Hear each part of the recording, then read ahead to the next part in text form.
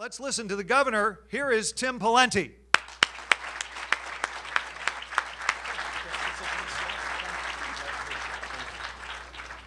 Well, good afternoon. I'm delighted to be with you at the City Club. Thank you for sharing that wonderful story, Chris, and for your kind introduction. We come together to celebrate various things, but one of the things we celebrate is traditions and the practice of civic-minded people who care about this city, who care about this state, who care about this country, coming together to get hopefully better informed, to exchange ideas. And it's in that spirit that this club has gathered since 1903. And it's an honor to stand here today and to address you and to share some thoughts. But congratulations on your tremendous history and your service to the city and to this state. I come from Minnesota, which is not a particularly big state. And of course, people from other parts of the country wonder, well, who is this person, or what's he like, or what's the record like in Minnesota? And I have to share with you, I've struggled with this over my career at various times. I was thinking about running for governor. In fact, jumped into the race in the fall of 2001. I was not well known. I didn't have a lot of money. And of course, Governor Ventura was still thinking about running for a third term back then. And I announced, but I flew around the state. A friend took me around in this little 3-seater plane, and we went to these cities around Minnesota, and like 3 people showed up at each stop. It was quite humbling, but I was coaching youth soccer that summer and fall, and I landed back in St. Paul in this little plane and got back out on the soccer field, took off my dress shirt and put on my soccer coach's shirt. And as I was walking onto the field that night, on the day that I announced for governor in Minnesota, these 7-year-old girls came running up to me on my team that I was coaching, and they said, "Are you running for governor? I mean, are you running for governor?" And I thought, wow, this campaigning really works. I mean, I've only been at this 8 hours, and my message has permeated the brains of these 7-year-olds. This is powerful. And I kind of pridefully puffed up and looked down at them, and I said, "Yeah, I'm running for governor." And this one little girl, I'll never forget, she looked right up at me and she goes, "Cool. Can you get me Jesse Ventura's autograph?" So coming from the Midwest in a place like Minnesota, we are glad to share our story and our perspective in bigger places and across the country. And again, I'm grateful to be here today, but I want to share with you a couple of insights I picked up from traveling over the last few weeks that are quite telling, and I think a challenge and a clarion call for all of us in this room to do all that we can to get this state, this country, my state, on a better path. And one of them is this. I picked up the newspaper recently, maybe you saw this, but an NBC Wall Street Journal poll asked the people who are responding to the poll, which country do you think will be the dominant country 20 years from now in the world? And guess what the answer was? China. But the people who were asked the question weren't Chinese. They weren't people from Europe. They were Americans. So now, as near as I can tell, in the first time in the history of this poll, and I think other polling, we have a plurality of Americans, our fellow citizens, saying that our country, the United States of America, won't be the greatest country in the world in as little as 20 years from now. And I was with also some very talented people in another challenged state recently in California. These are some of the most dynamic, creative, forward-leaning people that you'd want to encounter in our great country. And I was talking to them about my future plans, and they say, "Governor, you know, we may help you if you decide to do this. We will help you if you decide to do this. But you know what? We are really giving up on our state." And I said, "How come?" They said, "Well, it has been so difficult for so long for people like us and so discouraging. We've lost hope as to whether our government in California could ever be turned around." And here you have bright, entrepreneurial, talented people basically saying, as it relates to the government of California, we give up. We give up. So I want to talk to you today about restoring prosperity in this nation by restoring American common sense and restoring the American spirit. And what I mean by that is I have a view, and you may share it and you may not, but when you have government that becomes so pervasive that it ceasingly or never ceasingly pushes into areas that were previously reserved for individuals or neighborhoods or communities or the private market or charity or faith or philanthropy, and to the point where they are occupying more and more space and putting more and more burdens on all of those previous non-governmental organizations, to the point where you have them say, we don't need to do it anymore, or it's too difficult, or it's too burdensome, or it's too expensive, or it's just not worth it. That not only expands government and diminishes non-governmental organizations, but it does something else that is equally or perhaps even more corrosive to our country. It erodes and discourages the American spirit. We are a great nation for a lot of different reasons, but principally we're a great nation because we're the freest people the world has ever known. And that creates a comparative advantage for us because it gives people the freedom to worship as they see fit, to associate as they see fit, to dream as they see fit, to design and to envision a different future as they see fit, to take risks, to invent, to innovate. And it is fundamentally different than much of the rest of the world through much of the rest of time.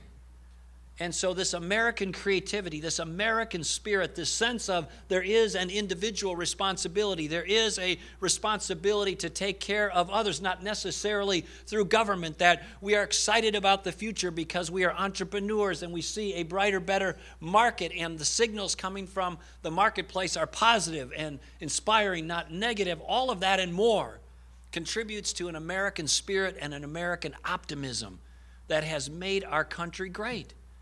And now we have big swaths of the country, particularly in the middle part of the country socioeconomically, saying the future probably isn't as bright for us as it was, or it won't be as bright for our children or our grandchildren. And together, we need to change that, setting aside or bringing together our political differences, but we have to agree that we're going to restore American prosperity by restoring American common sense and the American spirit. So how do we do that? I would suggest to you it's not really even that hard. I know the details of the policy are really complex, but when you talk about common sense, there are some things we all learn that you know from your childhood, you know from your upbringing, you know from your family background, you know from your business background, you know from the founding perspective and documents of our country that are foundational, that have stood the test of time. They made us great, they have served us well, and they will serve us well again in the future if we remember what they are and apply them to the challenges and opportunities of our time. So what are they? I'll just go through a few of them by way of example, and then we'll be happy to take your questions. But the first one is this. I grew up in a meatpacking town, South St. Paul, Minnesota. And even though Chicago was known for its meatpacking and processing plants, at one moment in time, South St. Paul laid claim to having the world's largest meatpacking plants or stockyards and processed millions and millions of animals through my town growing up. Now, I say that as a backdrop because you can imagine what a town like that's like in terms of the blue-collar nature of it, the grit, the people, the hard work, the background. But I share it with you because all of those plants summarily shut down in my town. And I saw as a very young person what happens when families and neighborhoods and communities have massive economic dislocation and the discouragement that comes with that. My mom, by the way, died when I was 16. And my dad, for much of his life, was a truck driver, and he lost his job not too many years after that. And I share this story with you because it's lesson number one on this common sense list that I want to share with you, and it's this. Life's pretty darn tough if you don't have a job. And so for most of our fellow citizens, if you ask them what matters to you, what brings you joy, what brings you meaning, what gives you passion in life, after they talk about their faith and their family, they'll describe a series of other things that they hope for or are concerned about. And for some people it may be, look, I just want to be able to get a tank of gas in my car. Or others may be worried about paying for their health care or even having health care. Others may be worried about whether their kids are going to go to college or be able to pay for it. Others may want to finish the basement, or if they've got a little change in their pocket, they may say, I love to go duck hunting in the fall, or maybe I love to go watch the Vikings go down and whoop up on the Bears. And oh, that was last year. Okay. Or they'll describe a series of other activities, but you know what they all have in common? You got to have money to do most of those things. And the way, of course, our fellow citizens, most of them get money, is to have a job. So the best thing that we can do as policymakers and concerned citizens and civic leaders is to ask and answer the question, what are those things that we can do to make it more likely, not less likely, that jobs are going to grow in Chicago, in Minnesota, in our country, and provide more opportunity for our people? And the answer to that question does not reside with the politicians in Washington, D.C., or in your state capital. With all due respect to my brothers and sisters in public service, most of whom haven't had that kind of experience in the private sector. The answer to that question resides with the people who actually do that day in and day out. And when you talk to them and when you listen to them, they'll tell you some things, and it's not hard. They'll say, governor or senator or former chief of staff, all the rest, you got to make my costs competitive.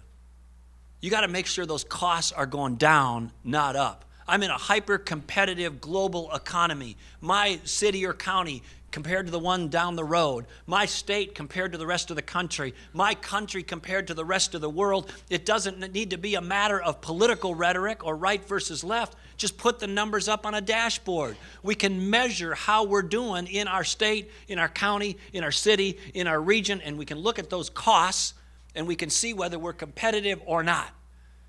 So as it relates to taxes, as it relates to workers' compensation insurance, as it relates to unemployment insurance compensation, as it relates to energy costs, as it relates to lawsuit costs, as it relates to the time and expense relating to permitting, and all the other things that add up to the basket of costs that is the cost of doing business in Chicago or Minneapolis or Cook County or Hennepin County or Illinois or Minnesota, those costs have to be competitive. And the fact of the matter is the costs in most parts of this country are too high. So when you have politicians come forward and say, the answer here is that we're undertaxed and we need to raise taxes and we need to put more burdens on the tax-paying public and discourage the job providers and the entrepreneurs and the dreamers and the investors even more, I would suggest to you that's the exact wrong answer for the future of this country. Now, you can take it from me, but you can also just go take it and listen to them, and they'll tell you that flat out. Now, the next thing I want to talk to you about is this issue. And this one's really hard, and I know you just had a big lunch, and that tiramisu is probably sitting in the stomach, and you're getting a little sleepy. So I'm going to say this one slow because it is nuanced. It's complex. Are you ready? We can't spend more than we take in. Now, you learned this in your family life. I'm sure you live it in your business life. Government has to live by the same rule. It is not that hard. And so the notion that our government can endlessly spend more than it takes in defies the financial laws of gravity. It defies common sense. It is going to be a major crisis. We had the IT bubble. We had the Wall Street bubble. We had the housing bubble. And now, as we're going to painfully experience, we're going to have the government bubble. Just like General Motors, we had management and labor running up the costs so high, so far, so fast, for so long, no reasonable assumptions about revenues could possibly keep up. The promises were irresponsible. The projections were unfounded. And it has to be restructured. So if you're in private business, you go to a person in a courtroom who comes out in a black robe, and they take out a pen. And they restructure your obligations and give you a do-over. There isn't a do-over available for most of government. It has to be done in the context of the political process. Now, people say, oh, in Illinois, it's tough, Governor. It's really tough here. Tell me about it. I mean, I come from the land of McCarthy, Humphrey, Mondale, Wellstone, Ventura, and now United States Senator Al Franken. We took a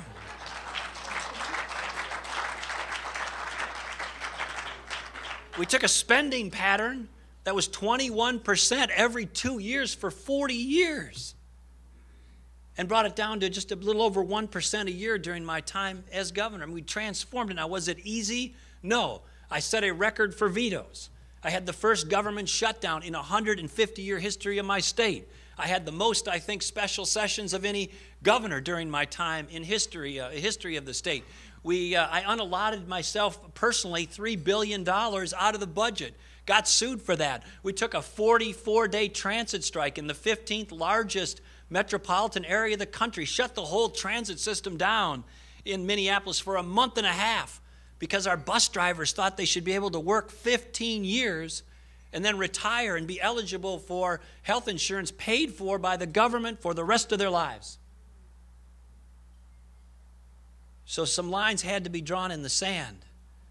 And those were tough battles, but it can be done. And as Frank Sinatra would sing about New York, if you can do these things in Minnesota, you can do it anywhere, including here. Third thing, and this one I think is self-evident as well, but I think we got to integrate this into our public policies going forward. People spend money differently if it's their money. Now, if you don't believe me, if you got time, watch cable television and stay up all night doing that, or read white papers, or go to seminars or think tank forums and stuff like that. That's all great. You can get great information. But all you really need to know about government reform is this. Go to 2 weddings. Go to one on Friday night, go to one on Saturday night. Don't crash. You got to be properly invited, of course. But go to one wedding where there's an open bar, where the refreshments are free, supposedly. Go to another wedding where there's a cash bar. You will see very different behaviors. That's all you need to know about government reform, whether it's education or healthcare or anything else. If people think something's free, they don't have information about price or quality. They have no incentive to use it wisely. If you have providers who only provide based on volume or seniority, that is a system that is doomed to fail. Unfortunately, that's most of our government. We need to change all of these systems from what I just described to systems where individuals are in charge, purchasers are in charge. They have user-friendly information about price and quality. They're given financial incentives to make wise choices, and the providers have incentives to be accountable for something other than how much volume are they cranking out or how many years they've been around. That's the future of reform in my view of government. Now, let me give you just one example in real-life healthcare. In Minnesota, we've got the highest health savings account rate usage in the country, I think, or one of the highest, about 10% of our population. And guess what? They work. Why? Because people have some financial skin in the game. Another example, we said to our state employees, this healthcare system is really going up too fast for both you and for us. New rule. You can go anywhere you want for your healthcare. But if you go somewhere that's really expensive with poor results, you're paying more. And if you go somewhere that's more efficient with equally good or better results, you'll pay less. Guess where they go? 80+% of the state employees migrated to higher quality, more efficient healthcare providers, and the premiums in that program for 7 years or so have been dramatically below market. It's a fabulous outcome because what I just described, people spend money differently when some of it's their money. 2 other quick ones. Fourth, we're not going to be a successful country if 1/3 of our people are uneducated and unskilled and ticked off and becoming wards of the state. And that's what we have. Sadly, in the United States of America, in the year 2011, about 1/3 of our children, our up-and-coming citizens and future leaders, are dropping out of high school. So back in the day of my mom and dad or my grandma or my grandpa in the meatpacking town, if you didn't do well educationally, if you couldn't grab the educational rung for whatever reason, you were disadvantaged, disrespected, disconnected, disenfranchised, as long as you weren't disabled, you could go get what my dad called the strong back job. You could load and unload stuff and cut meat and do things like that, and you weren't going to get wealthy, but you could get by, and you might even get benefits and be able to support a family. Now, those jobs are mostly gone, as you know. That was the safety net for those who missed the educational rung in large part. Now you know that if you don't have an education or skill that's relevant to and allows you to access the economy of today or tomorrow, you're marginalized instantly in this society. And we got 15-year-olds, 16-year-olds, 14-year-olds dropping out of high school. They're becoming wards of the state. They can't access the economy and pay things for themselves, so the call comes for more government everything, more government housing, more government transportation, more government health care, more government everything, because they can't afford it themselves. They can't afford it themselves because they can't access the economy. They lack the skills or the education to do it in many cases. And it becomes a vicious cycle. It's not going to work morally, doesn't work morally. It's not going to work economically. It's not going to work strategically. It's the civil rights issue of our time. And after 20 or 30 years of seeing this, we're still stuck in very incremental progress on education reform. We need to make sure we do everything we can to encourage parents. That's the most important thing, how children are going to do in school. But secondly, the teachers have to be effective and trained, and we have to make sure they're accountable, not just for how many years they've been around, but whether their teaching is effective as measured by outcomes and performance, as measured by student learning. And then for those places where we can't change the public system fast enough or the results aren't good enough, at least as to poor children and failing children and children who are otherwise disadvantaged, we got to give them more choices. We can't have them all stuck in a 1950s top-down, government-run, unaccountable, unresponsive, poor-performing bureaucracy, monopoly. Doesn't work.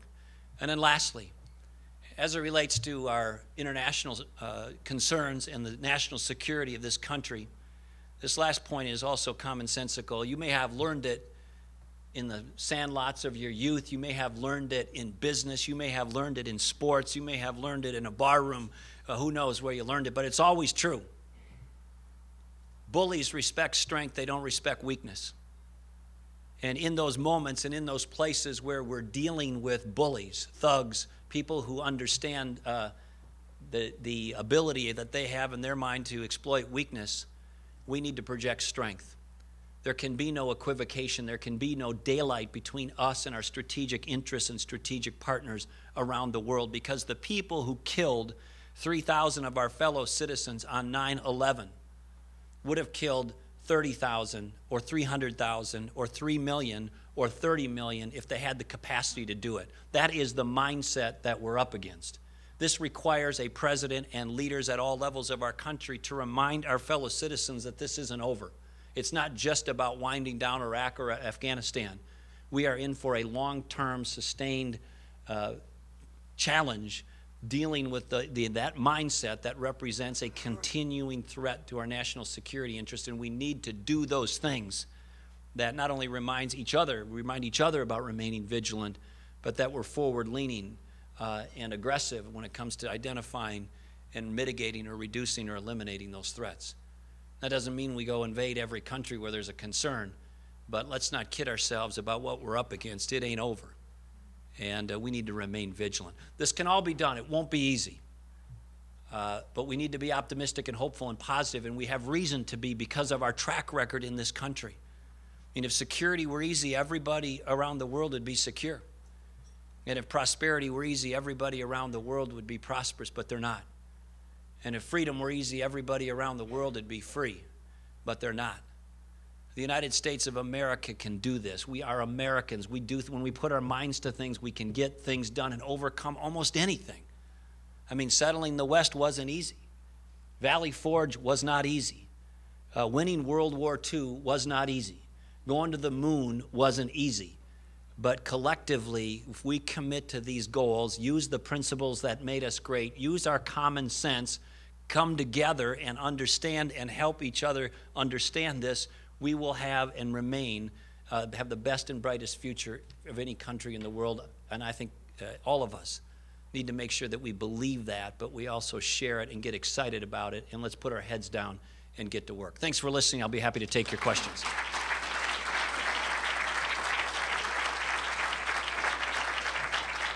Simply great. Simply great. Hey. Okay, everybody, time to get your questions in. Please write them up and hand them off, and we'll bring them up here. First, I'll ask you guys a question. Who thinks we're going to be hearing more from Tim Pawlenty in the months ahead?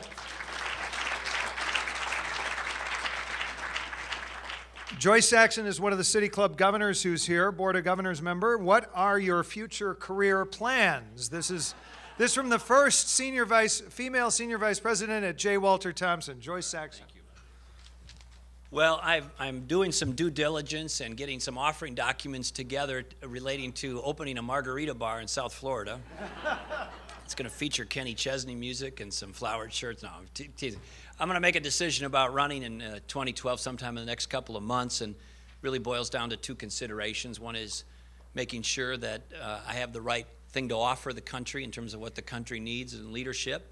And two, it's also a personal decision. Of course, that comes with a huge burden on families, and I have a wife and two daughters that I love very much, and I want to make sure they understand and the burdens that are coming up and are willing to endure that as well, because it's not an easy road for anybody. You're nice. I was walking with my 14-year-old with our dog. We've got this, shouldn't admit this, but I got a 9-pound Yorkie Bichon, dog, and I was walking with her about a month or so ago, and she said, "Dad, are you going to run for president?" And I said, "I might, honey, I might." And then she looked up after a pause and she said, "Don't embarrass the family." So. It's only the ones we love. All right. Kent Griffiths, former Republican committeeman from the 44th Ward, is here and joins us. He's also with Wolf Point Strategies. Kent asks, how would you propose to bring more free market forces into the healthcare industry? Well, the healthcare debate is really a proxy for the larger political debate overall. It reflects two competing and opposing worldviews as it relates to government policy. So on the other side of the aisle from me, you have a group, and I don't mean to oversimplify it, but in the interest of time, basically what they're saying is we're going to drag this thing into Washington, D.C. We're going to create a top-down command and control, if not one size fits all, at least few sizes fits all, government employee, staff, bureaucratic envisioned system. And by the way, it's going to be free for a lot of people. Remember the discussion about open bar, by the way. I think history shows that that's not going to work. I think the philosophy underneath that and the management and efficiency underneath that is deeply flawed. And I think the country will rue the day, both financially and otherwise, if that legislation goes forward. It'll fall apart financially within 10 years, 15 years for sure, and probably sooner. It's also based on a bunch of flawed assumptions and cooked numbers. But I have a very different worldview on that. I don't think the answer is to drag things into state capitals or the federal government, with very few exceptions. I think the answer is if we have a problem, let's make sure that for those people who can, we put them in charge. We give them good information about price and quality. We give them financial incentives to make wise decisions. We have providers who get paid not just for volume, like I said before, but outcomes. And then we got to make sure that that relationship's in a financial alignment with one another. So if people are hurting and they're disadvantaged and they need help with their health care, we should give them the help directly in the form of a voucher, in the form of a tax credit, in the form of a stipend, to the extent we can afford it. And then we need to give them that information and the tools, but we got to let them function in a marketplace and have some skin in the game about how it gets paid for and what their choices are, and try to align that in at least as close to a market system as we can. That's a big change from what just passed in Washington. It's also, by the way, a big change from what we've had for most of our country's recent history in healthcare. This issue will take the country down from within if we don't fix it. It is the main, or certainly one of the main driving forces in the budgets of school districts, counties, cities, states, and the federal government. It is pretty clear when you look at the pie chart of expenditures what is disproportionately growing. It's mostly government-sponsored health care, and some other things as well. But this needs to be fixed, and what we just did is going to make it worse, in my view. Thank you. From Jack Hartman, former director of the Illinois Tollway. What specific government programs would you cut? If you look at a federal pie chart or pie chart of federal spending, red being non-discretionary spending, stuff that's on autopilot continues to go up without one more vote being cast. That would be Medicaid, Medicare, Social Security, interest on the national debt, and a couple other things. That red part of the pie chart is over the halfway mark already, and at the rate at which it's growing, it'll be over the 3/4 mark within 15 years. The rest of the pie chart, the blue part, is mostly defense spending. There's a few other things in there too. So we have a lot of work to do, but the only way out of this dilemma that we're in as a nation is to look the American people in the eye, tell them, and they know we got a big problem on entitlements, give them good information, don't scare them or freak them out, but show them that there are reasonable ways to fix this that will maintain our basic commitments but reflect reform. So the short version is this. In Social Security, we're choosing from suboptimal choices, but I think there are some reasonable things we can and should do that the American people would accept. One, I don't like means testing generally, but at least as to the cost of living adjustment, not the whole program, at the cost of living adjustment, we need to say, if you're wealthy, your future cost of living increase is not going to be as big as if you're middle income or poor. That by itself won't solve the problem, but depending on where you draw the cut line, could solve as much as a quarter or so of the problem. I think we also have to say for future new entrants into the program, your retirement age is going to be increased and correlated in some more modern fashion to life expectancy, again, for new entrants into the program. Those two things won't solve the whole problem, but again, depending on where you draw the cut line, will help dramatically and steer the thing on a much better direction. And they're pretty easy to do, and I think we could get consensus in the country on those 2 points. And I think we should also have individual accounts optional, individual accounts for new entrants. On Medicaid, the state-federal partnership, the autopilot spending has to be shut off. We have to decide what we can afford on it. I think we should get the federal government out of the business, block grant the money to the states, give them basically only one rule and take off all the other mandates and say, you must spend it on health care for the poor. Good luck to you. We'll check back with you in a few years and see how you're doing. Let the laboratories of democracy compete, innovate, share best practices, collaborate, and see what they can do. I think we'd be amazed by the results. Federal government needs to get out of the way. And then lastly on Medicare, that's a much longer answer and the time doesn't allow to get into it, but what you have in Medicare currently is a 1950s cost plus volume-based system that actually rewards higher cost, more inefficient places and providers based on historical charges. And it looks nothing like the future of healthcare that I described to you a few moments ago. So that whole system, particularly as it relates to payment reform and alignment of payments, has to be flipped into the direction that I described earlier. That's a big pivot, but it needs to be done. Thank you, Jack. From Joe Morris, if you were president today, what, if anything, would you do or say about Egypt and why? Well, for a governor, I have an unusual amount of international experience. I've been to Iraq 5 times, Afghanistan 3 times recently as the last fall, late summer. And I've traveled extensively in the Middle East, including Turkey, Israel, Kuwait, Jordan, and other places, not Egypt.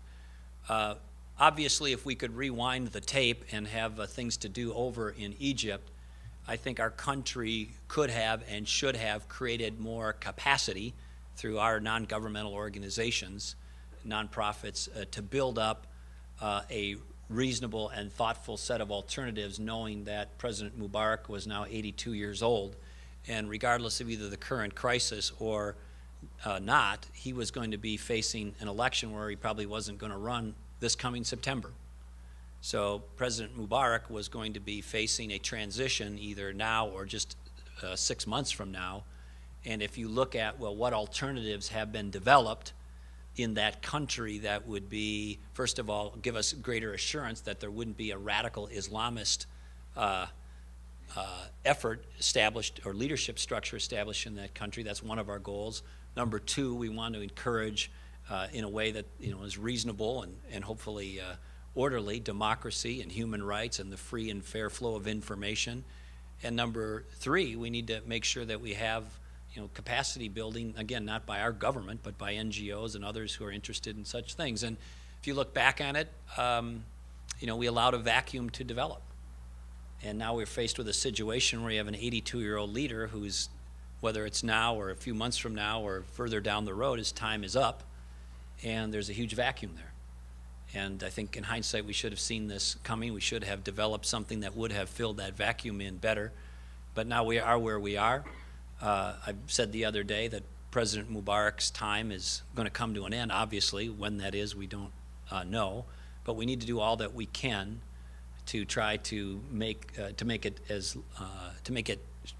do all that we can to make sure that we don't end up with a radical Islamist government or leadership structure in that country. I think it would be very threatening to the region and very threatening to the national security interests of our country. Thank you. From Frank Paul, Governor, what advice might you have for Governor Pat Quinn? What would be your top 2 or 3 ideas for Springfield? Well, I know Governor Quinn. In fact, I had a chance to travel with him, I think, on one of our trips to Iraq. I wouldn't purport to give a governor of another state advice in his or her home territory. I can just tell you what I did in Minnesota. I was facing a very deep blue culture. Like I said before, a state that had leaned politically very far for very long the other way, and it needed a quantum change, in my view. And so most politicians, again, with no disrespect to those of us in public service, they're like running water downhill. They go to the point of least resistance. So you have to create some points of resistance. And for me, that included the prospect of many, many vetoes. It's a record-setting number of vetoes. It included a government shutdown. It included lots of lawsuits and battles with my legislature that were epic, but they were worth fighting because I knew that the state had to change. It was on an unsustainable path. So without commenting specifically on Governor Quinn, I would just say it's amazing how much more courage politicians get when their back's up against the wall, so I'd find some ways to put their backs up against the wall. Thank you. Brenda Siring, I think we covered your question with Joe Morris's. Thank you, though, for that. Mike Weltman asks, I have not heard you or any others in your party speak out about the danger of budget deficits during the Bush administration. Can you explain why it is a problem now, but it apparently was not a problem then? Well, the country's been struggling with budget deficits for many years, actually decades, and so it's fair to say that both parties have had a hand in the situation that we have at present. It's also fair to say, just on the numbers, that President Obama has made the problem exponentially worse. I think the last deficit in the Bush era was, give or take, somewhere around $500 billion, and then first year or second year of the Obama administration was $1.5 trillion. And that's $1 trillion plus or so for as far as the eye can see. So is it fair to say historically everybody, both parties in Washington helped create the mess? Yes. Is it also fair to say that President Obama and the Pelosi-Reed Congress made it worse, 2x, 3x? Yes. And so those are the facts. And again, we can admire the facts, but the bottom line is we got a mess and we got to clean it up. And the only way to do it, really, is you got to reform and restructure those entitlement programs. And then we're going to have to just get out of the business of crony capitalism. We talk a lot about earmarking and spending. We should make sure we don't have that. We should also make sure that in the tax code we have a fairer, flatter, simpler tax code, and get out of the business of crony capitalism in the tax code as well. I think as a starting point, we should require every member of Congress to do his or her own taxes without the help of an accountant, tax preparer, or lawyer, and certify under oath, under penalty of perjury, that they actually did it themselves. And have them experience every year the mindless, discouraging, disheartening, senseless nonsense that they dump on us every year in the form of the U.S. tax code. I filled out a W-9 the other day. The substance of the form was 1/2 of one page. It was my name, address, social security number. It was accompanied by 4 pages or so of instructions. I was a lawyer. I couldn't even understand it. I long ago gave up trying to do my taxes. I don't even have a difficult tax situation. I mean, it's very modest compared to many. And I don't dare do my own taxes because I'm so afraid I'm going to goof up or slip up or miss something, or 900 forms with 900 pages of directions. It's a preposterous, ridiculous, awful system. Sorry. But Governor, how do you really feel about taxes? You gotta get no more shrinking violet. Okay. This question came without a name, so I'm going to claim it as my own because we don't do anonymous questions. It sounds good. Governor, the best thing I've seen you do is challenge the moral legitimacy of public employee unions in the Wall Street Journal. If you are elected, will you rescind by executive order federal public employee collective bargaining rights that basically go against the taxpayer? Well, I've actually researched this because it's been asserted to me by a number of friends that the president can rescind by executive order the federal employees' collective bargaining rights like the question suggests, and we're not done with our research yet, but it appears that that's inaccurate, that there was a time when the president granted those rights by executive order, and the thought was it could be repealed by executive order. However, I am told, I didn't independently research this, that it was subsequently codified in law that a president can't simply issue an executive order to change that. It would take a law change, a statutory change by act of Congress. So we'll see what the research reveals. But perhaps more interestingly to the non-lawyers in the crowd, it used to be that public employees were over-benefited and underpaid. Some of you some of you are old enough to remember the days where people would say, I work in the government, I don't get paid as much, but I get good benefits. Remember those days? Now the studies show they're both overpaid and over-benefited compared to their private sector counterparts in many categories, most categories.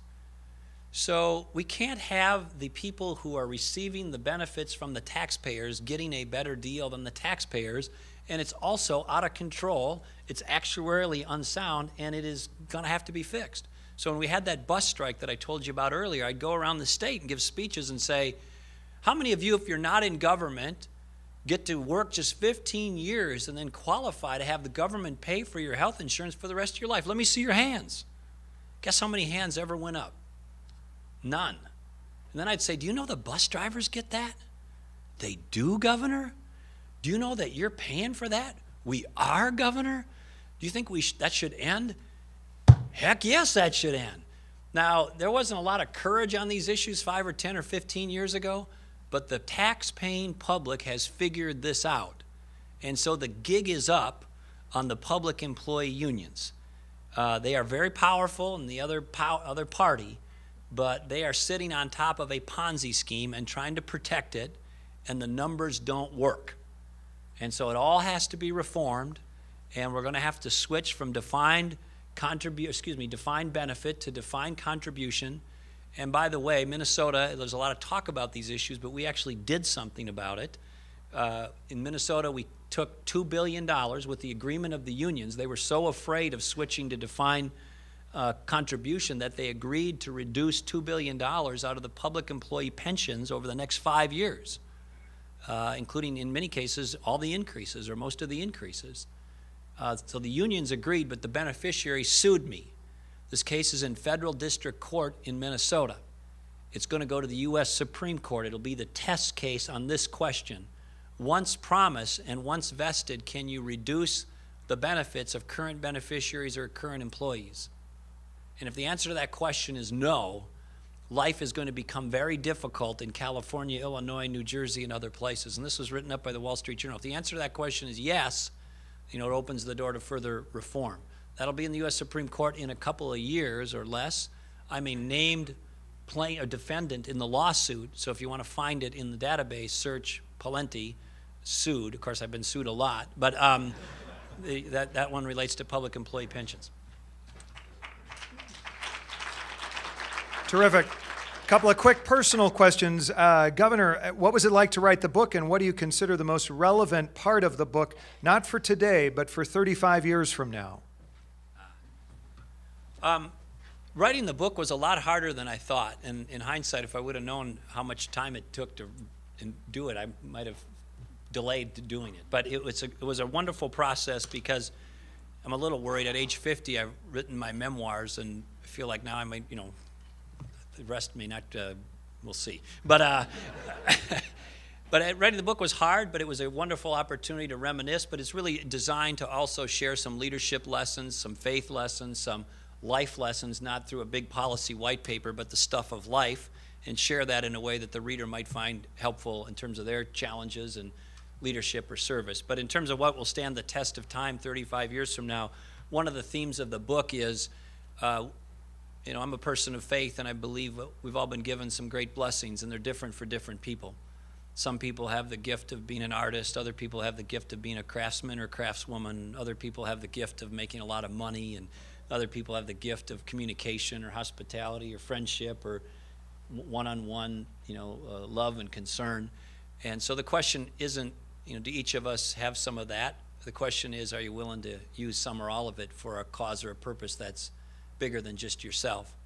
And so when I was done being governor, I was telling my wife, you know, maybe I'll just go play golf and hang out. And she said, you know, we're all going to be dead, both of us, in 30 years or less. And, you know, God didn't make you to just go play golf. You got to do something that's meaningful and consistent with your gifts mix and your skill set, and you got to do something for the good of others. And politics isn't for everybody, but for those of us who, you know, rightly or wrongly have been equipped and can endure it, I think it's a meaningful and noble thing. So I'm willing to continue to consider public service. Terrific, thank you. And Mark Weiermiller, small business owner, now asks, Governor, will you please tell us about your current ice hockey ability and activities? Well, the short answer is diminishing.